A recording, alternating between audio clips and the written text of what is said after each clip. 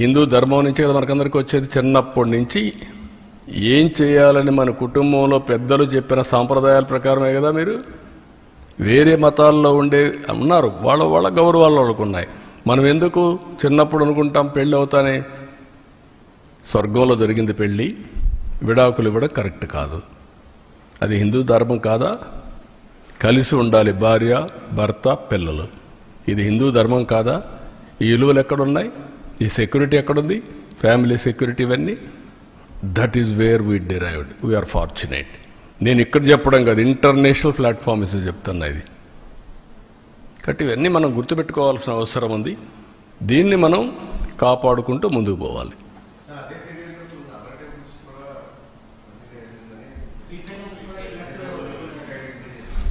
నేనేమంటానంటే డెలిబరేట్గా చేసినప్పుడు ఎక్కడ వీలైతే అక్కడ చేశారు.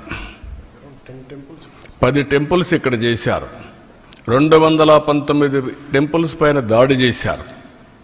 కడాన వీళ్ళు చేసిన పని దేశంలో ఉండే దేవాలయాలు కూడా వీళ్ళ అపవిత్రత అక్కడ కూడా స్ప్రెడ్ చేసే పరిస్థితికి వచ్చారు.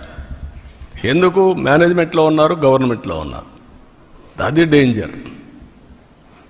ఓసారి ఎవడో చిన్న ఆఫీసర్ తెలియకుండా చేస్తే వాడిపైన యాక్షన్ తీసుకుంటా. పరకామణి కేసులో సెటిల్మెంట్ చేస్తారా మీరు? ఏంటండి? దేవుని విషయంలో దొంగతనం జరిగిందంటే మీరు సెటిల్మెంట్ చేసి ఇటీవల వస్తే దాన్ని సమర్థిస్తారు.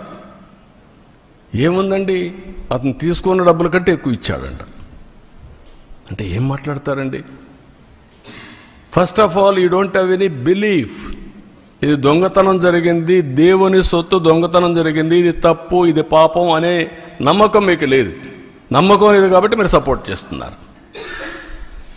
అంటే ఏమనుకుంటారు నాకైతే అర్థంగా. అంటే ఏమైనా మేము తిడతాం, ఏమైనా మాట్లాడతాం, జరిగిపోతుంది. నో విలువలు, నో క్యారెక్టర్, ఏదైనా చేస్తా.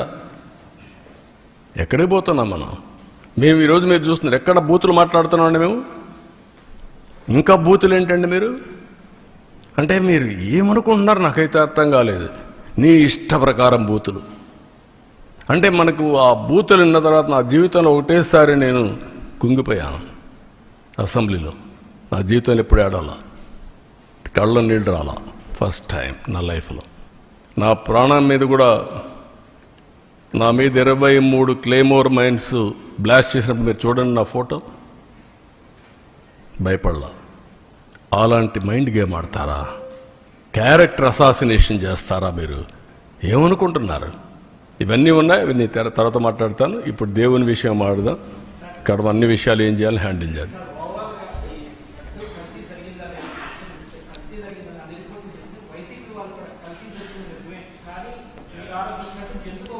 నేను అడిగేది ఏంటంటే ఎక్కడుంది అది అంటున్నా.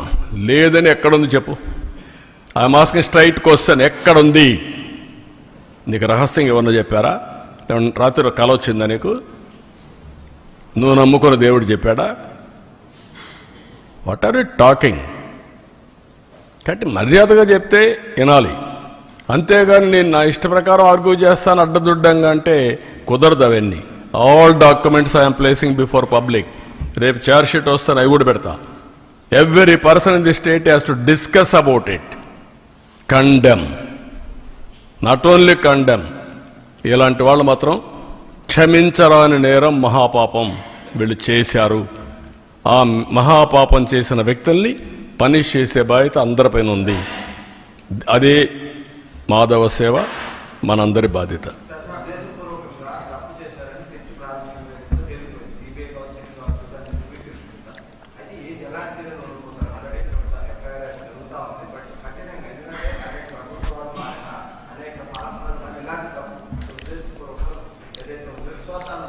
మీరే ఇన్ కోర్స్ ఆఫ్ టైం మీరే చూస్తారు ఎలాంటి పనిష్మెంట్ దేవుడు ఇస్తాడనేది. మేము నిమిత్త మాత్రంలో దేవుడే నడిపిస్తాడు. దేవుడు కాపాడుకునే శక్తి ఉంది. మీరు నేను నిమిత్త మాత్రమే. మా బాధ్యత మేము చేస్తాం, మీ బాధ్యత మీరు చేయండి. అదే మాధవ సేవ. ఇంట్లో రూములో కూర్చొని పూజ చేస్తే లాభం లేదు.